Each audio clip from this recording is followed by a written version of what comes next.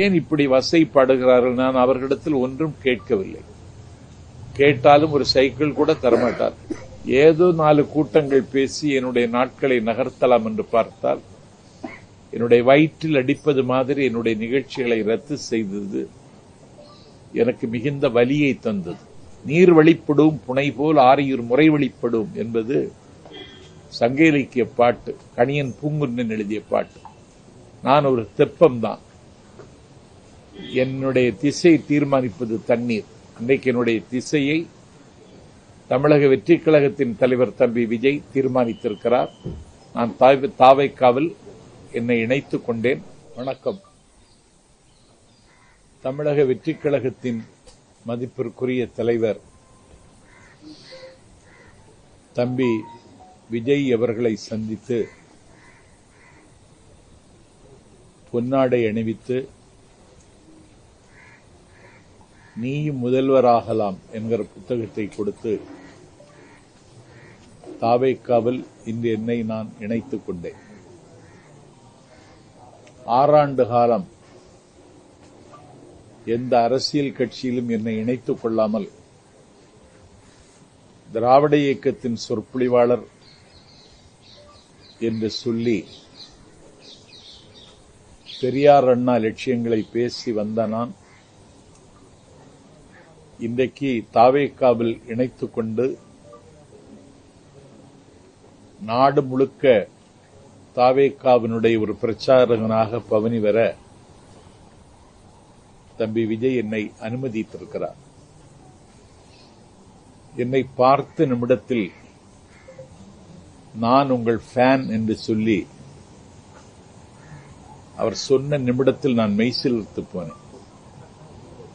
இப்படி ஒரு அங்கீகாரத்தை தம்பி தருவார் என்று நான் எதிர்பார்க்கவில்லை. டெல்லி சுப்ரீம் கோர்ட் கரூர் துயரத்திற்கு சிபிஐ என்கொயரி என்று உத்தரவு போட்ட அன்று குமுதம் இணையதளத்திற்கு அலைபேசி வாயிலாக இது தாவேக்காவிற்கு கிடைத்த வெற்றி, கையெறு நிலையில் கைவிடப்பட்டு கை பிசைந்து கண்ணீரோடும் கவலையோடும் இருக்கின்ற தாவேக்கா அடுத்த அடியை எப்படி எடுத்து வைப்பது என்று யோசித்துக் கொண்டிருக்கிற நிலையில் உச்சநீதிமன்றம் தாவேக்காவுக்கு ஒரு புதிய வாசலை திறந்து வைத்திருக்கிறது என்று நான் குமுதம் தமிழுக்கு சொன்னேன். அந்த நிமிடத்திலிருந்து அறிவாலயத்திலிருந்து எனக்கு காது கொடுத்து கேட்க முடியாத அளவிற்கு வசை சொற்களால் என்னை வசை மாறி பொழிந்தார்கள். தொடர்ந்து 5 நாட்கள் தஞ்சை மாவட்டத்தில் சுற்றுப்பயணத்திற்கு ஒத்துக்கொண்டிருந்தேன். அந்த நிகழ்ச்சியை ரத்து செய்தார்கள். 7-8 அறிவுத்திருவிழா என்கிற பெயரில் வள்ளுவர் கோட்டத்தில் காலத்தின் நிறம் கருப்பு சிவப்பு என்ற நூலை வெளியீட்டு விழாவும் 44 சொற்பொழிவாளர்கள் கலந்து கொண்ட 10 அமர்வும் வள்ளுவர் கோட்டத்தில் நடந்தது. ஒரு சொற்பொழிவாளரை தேர்ந்தெடுக்க வேண்டுமென்றாலும் முதல் இடத்தில் நிற்கிற தகுதியில் இருப்பவன் இந்த எளியவன் நாஞ்சில் சம்பத். என்னை திட்டமிட்டு நிராகரித்தார்கள். அதற்கு பிறகு தம்பி உதயநிதியினுடைய பிறந்த நாளை கொண்டாடுவதற்கு ஒரு திங்களுக்கு முன்னாலே என்னிடத்தில் தேதி பெற்றிருந்தார் வடசென்னை கிழக்கு மாவட்ட கழகத்தின் செயலாளர், வானமளவு வாஞ்சி என் மீது பொழிகின்ற அறநிலையத்துறை அமைச்சர் சேகர்பாபு. அந்த நிகழ்வில் கடந்த 28ஆம் தேதி கொரட்டூரில் வந்து நான் பேசினேன். அந்த நிகழ்வில் அண்ணன் ஜெகத் ரட்சகன், இயக்குநர் கரு பழனியப்பன், திராவிடர் கழகத்தினுடைய துணை பொதுச் செயலர் மதிவதினி ஆகியோர் கலந்து கொண்டார்கள். அந்த நிகழ்விலேயே கரு பழனியப்பன் என்னை நக்கல் செய்தார், நையாண்டி புரிந்தார். அதற்கு 5 நாளைக்கு முன்னால் திராவிட இயக்க தமிழர் பேரவை தலைவர், நான் பெரிதும் மதிக்கின்ற அண்ணன் பேராசிரியர் சுபவி, திமுக மேடையிலேயே என்னை குறைத்து பேசினார்.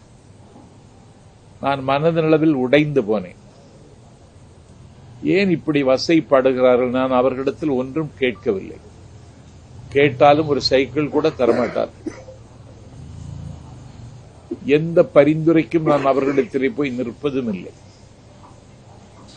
ஏதோ 4 கூட்டங்கள் பேசி என்னுடைய நாட்களை நகர்த்தலாம் என்று பார்த்தால் என்னுடைய வயிற்றில் அடிப்பது மாதிரி என்னுடைய நிகழ்ச்சிகளை ரத்து செய்தது எனக்கு மிகுந்த வலியை தந்தது. தந்தி டிவி மக்கள் மன்றத்தில் விஜய் சரியான திசையில் பயணிக்கிறாரா என்றொரு தலைப்பில் பேசுவதற்கு என்னை அழைத்த பொழுது விஜய் சரியான திசையில் பயணிக்கிறார் என்று மக்கள் மன்றத்தில் நான் உரையாற்றினேன். அந்த நாளிலிருந்து எனக்கு நெருக்கடியும் வசையும் மிரட்டலும் அதிகமாகவே வந்து கொண்டிருந்தது. இதை நாடு பார்த்து கொண்டிருக்கிறது. எனக்கு யார் மீதும் கோபம் இல்லை, யார் மீதும் எனக்கு வருத்தம் இல்லை. சங்க இலக்கியத்தில் புறநானூற்றில் ஒரு பாட்டு, ஒரு தெப்பம் எந்த திசைக்கு போக வேண்டும் என்பதை தெப்பம் தீர்மானிக்க முடியாது, தண்ணீர் தான் தீர்மானிக்கும். நீர் வழிப்படும் புனை போல் ஆரியூர் முறை வழிப்படும் என்பது சங்க இலக்கிய பாட்டு, கணியன் பூங்குன்றன் எழுதிய பாட்டு. நான் ஒரு தெப்பம் தான், என்னுடைய திசை தீர்மானிப்பது தண்ணீர். இன்றைக்கு என்னுடைய திசையை தமிழக வெற்றிக் கழகத்தின் தலைவர் தம்பி விஜய் தீர்மானித்திருக்கிறார். நான் தாவைக்காவில் என்னை இணைத்துக் கொண்டேன். ஒரு உற்சாகமான மனநிலையில் இருக்கிறேன். கடந்த காலத்தில் ஏற்பட்ட கசப்புகள், காயங்களிலிருந்து விடுபட்டவனாக என்னை உணர்கிறேன். இன்று தம்பி விஜயை சந்தித்த பொன் வேளையிலிருந்து புதிதாய் பிறந்ததைப் போல எண்ணி நான் பூரிக்கிறேன். திராவிட சித்தாந்தம் இல்லாத ஒரு புதிய கட்சி, அதுல நீங்க உங்களுடைய பயணம் எப்படி இருக்கு போது நினைக்கிறீங்க? திராவிட இயக்க சித்தாந்தம்னா வழிகாட்டும் தலைவர்கள் அவர் பெரியாரைத்தான் முன்னிறுத்துகிறார். இது ஒரு பொன்மாலை பொழுது உங்களுக்கு அதை விட அதிகமா ஏதாவது இருக்கா? அப்படி ஒரு பொழுது. ஏன்னா அவர் பெரியாரைத்தான் முன்னிறுத்துகிறார். பெரியாருக்கு காவி உடுத்தி, காவி சாயம் பூசி, பெரியாரை பேசக்கூடாது என்று சங்கிகள் அரசியல் அதிகாரத்தோடு தமிழ்நாட்டில் அழிச்சாட்டியம் செய்கிற காலத்தில் புதிதாக தொடங்கிய ஒரு அமைப்பிற்கு வழிகாட்டும் தலைவர், கொள்கை தலைவர் என்று பெரியாரை தம்பி விஜய் முன்னிறுத்தினார். பாபா சாஹிப் அம்பேத்கர் இந்தியாவினுடைய அரசியல் சட்டத்தை ஆக்கி தந்தவர். அவர் பட்ட பாடுகளும் அவர் சுமந்த சிலுவைகளும் சொல்லி மாள முடியாது. அவரையும் கொள்கை தலைவராக ஏற்றுக்கொண்டார். அதை தாண்டி எனக்கு ரொம்ப மகிழ்ச்சி, பெருந்தலைவர் காமராஜர் அவர்களை குலக்கல்வி திட்டத்தை சக்கரவர்த்தி ராஜகோபாலாச்சாரி கொண்டு வந்த பொழுது 6000 பள்ளிகளை அன்னை தமிழகத்தில் திறந்து 9 ஆண்டு காலம் இந்தியாவின் விடுதலைக்காக சிறையிருந்து 9 ஆண்டு காலம் தமிழ்நாட்டின் முதலமைச்சராக இருந்து த காமராஜ் பிளான், நேரு ஒப்புக்கொண்ட அந்த பிளானை தந்த, இந்தியாவில் 2 பிரதமர்களை தீர்மானித்த கிங் மேக்கர் காமராஜரையும் கொள்கை தலைவராக ஏற்றுக்கொண்டார். கை குழந்தையோடு விடுதலை போராட்டத்தில் கராகரத்துக்கு சென்ற அஞ்சலை அம்மாளையும், இந்தியாவினுடைய விடுதலை போரில் முத்துவிடகநாதர் என்கிற தன்னுடைய மணாளன், சிவகங்கை சீமையின் மன்னன், காளையார் கோவில் என்கிற கானப்பேல் சிவன் கோவிலில் பட்ட பகலில் கொல்லப்பட்ட பொழுது மாலை சூட்டிய மணாளன் இறந்துவிட்டான் என்ற ஈர செய்தி கேட்டு கோவிலுக்கு நேராக சென்று கொல்லப்பட்டு கிடக்கிற முத்துவிடகநாதர் என்கிற மணாளனுடைய அந்த இரத்தத்தை நெற்றியில் பூசி விருப்பாட்சி வரைக்கும் நடந்தார் வேலு நாச்சியார். அன்றைக்கு ஹைதர் அலி 4000 போர் வீரர்களை கொடுத்து விருப்பாட்சியிலிருந்து சிவகங்கை வந்து வெள்ளை ஏகாதிபத்தியத்தினுடைய 6 கால்களை வெட்டி சாய்த்தி சிவகங்கை மீட்ட வேலு நாச்சியாரையும் அவர் கொள்கை தலைவராக ஏற்றுக்கொண்டிருக்கிறார். இப்பொழுது அவர் பிரச்சாரம் என்று சொல்லி வீதிக்கு வருகிற பொழுது 1967 நிலத்திமிங்கலங்கள், பண்ணை பிரபுக்கள், ஆலையரசர்கள் கையில் இருந்த காங்கிரஸ் ஆட்சிக்கு முடிவுரை எழுதிய அறிஞர் அண்ணாவையும் 1977 ஆட்சி மாற்றத்திற்கு அகரம் எழுதிய மக்கள் திலகம் எம்ஜிஆரையும் அவர் அடையாளப்படுத்துகிறார். ஆகவே தமிழ்நாட்டில் என்னை பொறுத்தவரையில் பேசுவதற்கு நிறைய செய்திகள் இருக்கிறது. இனிமேல் பரபரப்பாக இருக்கு. விஜய் என்ன செய்வார் என்ற நம்பிக்கையில நீங்க தாவேக்கால திராவிட மேடைகளில் உங்களுக்கு ஏற்பட்ட புறக்கணிப்பு அவமதிப்பு தான் காரணமா, இல்ல விஜயை பத்தி நீங்க பேசுறது பிற்பாடு இந்த அவமதிப்பு ஏற்படுது? நான் 6 வருஷம் எந்த கட்சியிலையும் சேராம தான் இங்க வந்து தம்பி 6 வருஷம் நான் எந்த கட்சியிலையும் சேராம தான் இங்க வந்த போதும்னு நினைச்சேன். ஏதோ 4 கூட்டங்கள் நான் ஒரு தமிழ்நாட்டினுடைய தலை சிறந்த சொற்பொழிவாளர்களை வரிசைப்படுத்தினா நான் அதுல முதலிடத்தில் இருக்கிறவன். நான் இயங்க வேண்டும். என்னை முடக்கி வைத்திருக்கிறார்கள். இன்றைக்கு இயங்குவதற்கான வாய்ப்பை தம்பி விஜய் தந்திருக்கிறார். மதிமுக தேமுதிக வந்து திராவிட பெயர்கள் இருந்த கட்சியிலே பயணிச்சுட்டு வந்தீங்க. தேமுதிக பயணிகளையே ஆதரவு தெரிவிச்சு இல்லையே. மதிமுக சரி அதிமுக சொல்லிட்டு திராவிட கட்சிகள் பெயர் உள்ளதே பயணிச்சுட்டு வந்தீங்க. இப்ப திராவிடம் இல்லாத ஒரு கட்சியில வந்து இணைஞ்சிருக்கீங்க. எப்படி பாக்கணும்? திராவிடம் இல்லைன்னு யாரு சொன்னா உங்கள்ட்ட? பேர்ல இல்ல, தமிழகம் இருக்குல்ல, அது போதும். எப்படி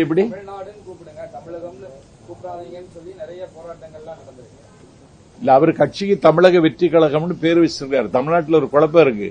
திராவிட தேசியம் வேறு, தமிழ் தேசியம் வேறுன்னு. அதெல்லாம் கிடையாது. தமிழ் தேசியமும் திராவிட தேசியமும் ஒண்ணுதான். திராவிட இயக்கத்தினுடைய நீட்சியாகத்தான் நான் தம்பி விஜயை பார்க்கிறேன். விஜய் என்ன மாற்றத்தை கொண்டு வருவார்? மாற்றாக விஜய் கிட்ட நீங்க என்ன மாற்றத்தை கண்டிப்பீங்க? விஜய்கிட்ட இருந்து என்ன மாற்றத்தை அவர் கொண்டு வருவார்னு சொல்றது அவர் அறிவிக்க போகிற இந்த தேர்தல் அறிக்கையில் நமக்கு தெரியும். அதே நேரத்தில் எனக்கு தெரிந்து தமிழ்நாட்டின் வரலாற்றில் இவ்வளவு லட்சக்கணக்கான இளைஞர்களை மூலதனமாக வைத்திருக்கிற இயக்கம் இன்றைக்கு தமிழக வெற்றி கழகம். ஒரு நாட்டினுடைய காலை பொழுதை தீர்மானிக்கிறவர்கள் இளைஞர்கள் தான். இந்த இளைஞர்களை வைத்துக் கொண்டு ஒரு அதிரடி மாற்றங்களை செய்வதற்கு தம்பியிடத்தில் திட்டம் இருக்கிறது என்றே நான் நம்புகிறேன். யாருக்குமே புரிதல் இல்லாம சிலர் இருக்காங்க. இதை எப்படி பாக்குறீங்க? யாருக்கு? தமிழக வெற்றி கழகத்தில் இருக்கக்கூடிய தொண்டர்கள். அதான் அதை நான் தம்பிகிட்ட பேசினேன். அதுக்கு தமிழ்நாடு முழுவதும் பாசறை கூட்டங்கள் நடத்தணும், எல்லா இடத்துலயும் நடத்தணும்னு சொல்லிட்டேன். தாவேகா காதலா எது போன்ற பிரச்சனைகளை நீங்க முன்னெடுக்கிறீங்க? எதை மையப்படுத்தி உங்களுடைய பேச்சுகள் அமைய இருக்கு? இந்த கொள்கை தலைவர்களை பற்றியே பேசினா போதும். தமிழ்நாட்டினுடைய பிரச்சனைகள் நிறைய இருக்கு. எல்லாவற்றையும் தாவேகா எதிர்கொள்ளும்னு பேச போறேன். என்ன இருக்கு? சார், பெரியார் அம்பேத்கரை கொள்கை தலைவராக வச்சிருக்காரு நீங்க பெருமையா சொன்னீங்க. ஆனா திருப்பரங்குன்ற சம்பவம் நடந்து 2 நாள் ஆகுது. இன்னும் எந்த கருத்தையுமே அவர் தெரிவிக்கிறார், அமைதியா இருக்கிறாரு. இது நெருடலா இல்லையா உங்களுக்கு? எனக்கு திருப்பரங்குன்ற சம்பவம்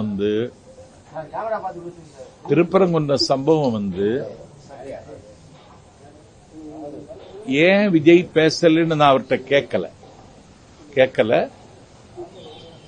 ஆனா பேசாமல் அவர் இருப்பது ஒரு வகையில் நல்லது. ஏன்னா திருப்பரங்குன்றம் சம்பவத்தை வைத்து குன்றம் எங்களுக்கு, குமரன் எங்களுக்கு என்று சொல்லுகிறவர்கள் ஒரு கலவர அரசியலுக்கு கைகால் முளைக்க முடியுமா என்று யோசிக்கிறார்கள்.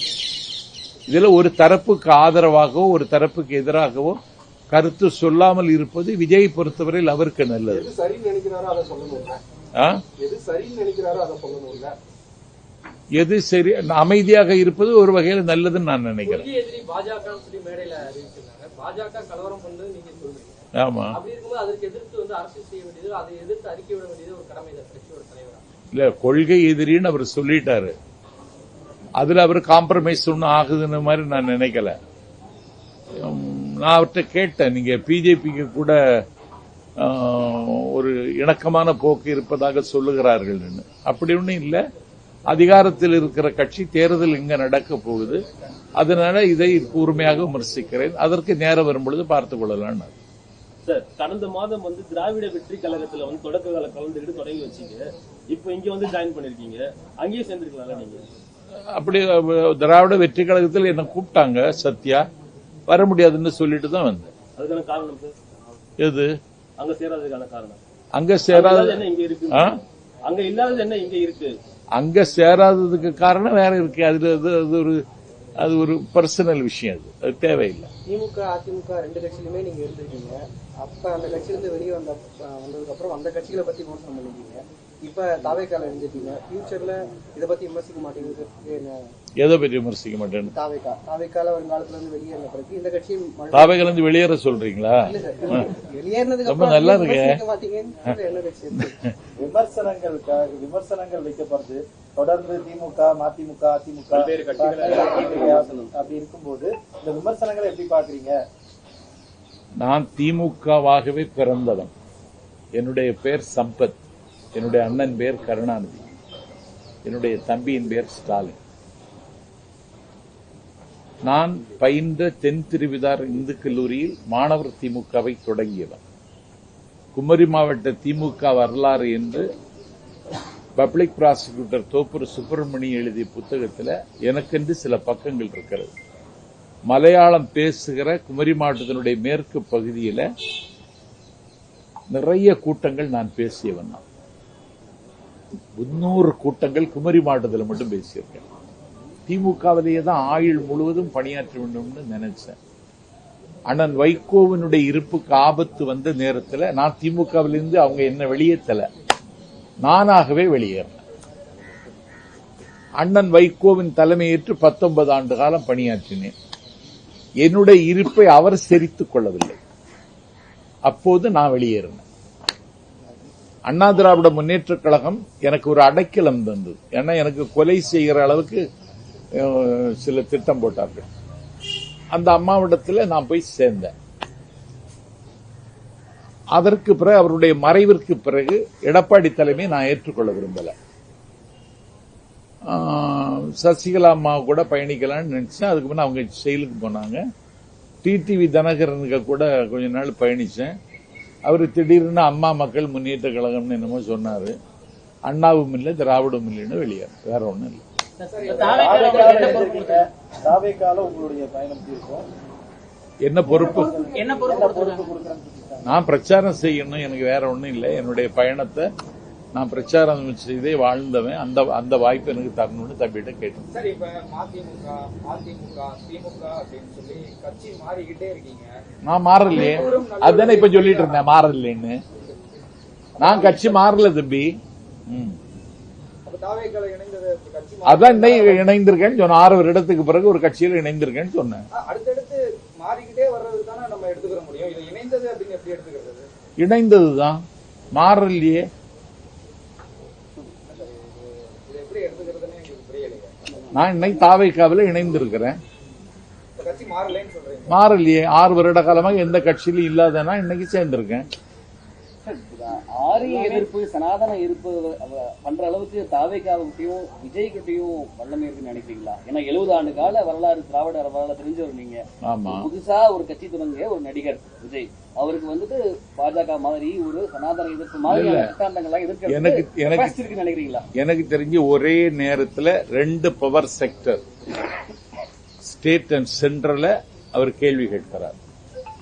கொள்கை எதிரின்னு டெல்லி எஜமானர்களையும் அரசியல் எதிரின்னு தமிழ்நாட்டில் அதிகாரத்தில் இருக்கிற திமுகவையும் ஒரே நேரத்தில் எதிர்க்கிறார்.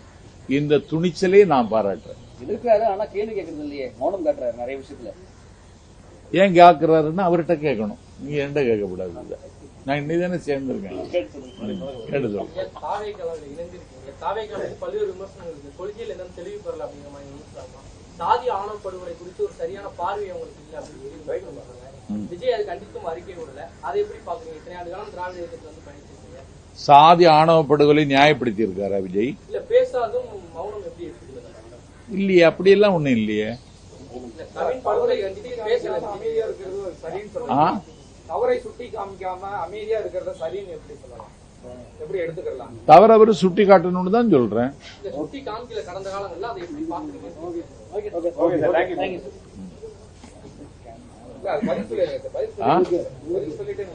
சொல்லுங்க.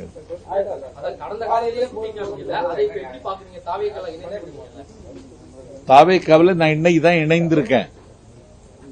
முதல் இரவே இன்னும் வரல. அதுக்கு முன்ன இப்படி எல்லாம் கேள்வி கேட்காதீங்க.